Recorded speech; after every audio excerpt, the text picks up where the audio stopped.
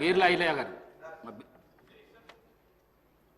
అధ్యక్ష, మా ఆలయ నియోజకం విశాలంగానే జనాభాలో పెద్దది 8 మండలాల అధ్యక్ష. గత 20 సంవత్సరాలుగా రెవెన్యూ డివిజన్ కావాలని చెప్పి చాలా ఉద్యమాలు చేసినాం.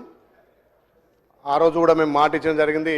దయచేసి ఆలేరు మండల కాన్స్టిట్యూన్సీని రెవెన్యూ డివిజన్ చేయాలని కోరుతూ, అదేవిధంగా పెద్ద మండలాలు అక్కడ రాజాపేట పెద్ద మండలం ఉన్నటువంటి రంగత్పురాన్ని కూడా మండలం చేయాలని చెప్పి మీ ద్వారా విజ్ఞప్తి చేస్తూ, ముఖ్యంగా మొన్న ఏదైతే సర్పంచ్ ఎలక్షన్లో గ్రామాలు తిరిగేటప్పుడు కొన్ని గ్రామాలకు ఆమ్లెట్ ఉన్నటువంటి గ్రామాలకు అక్కడ డీలర్ షాపులు ఆమ్లెట్ విలేజ్లో రేషన్కు చాలా ఇబ్బంది పడుతున్నారు.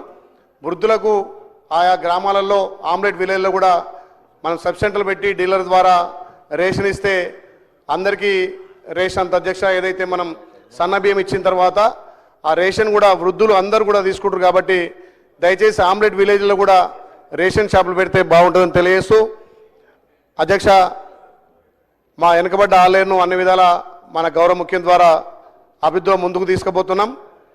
దాని ద్వారా ఒక రెవెన్యూ డివిజన్ చేస్తే అక్కడ చిరకాల కోరిక నెరవేరుతుంది. కాబట్టి స్వద్వారా మీ ముందుస్తున్న ఆలయను రెవెన్యూ డివిజన్ చేయాలని చెప్పి విజ్ఞప్తి చేస్తున్నా అధ్యక్ష.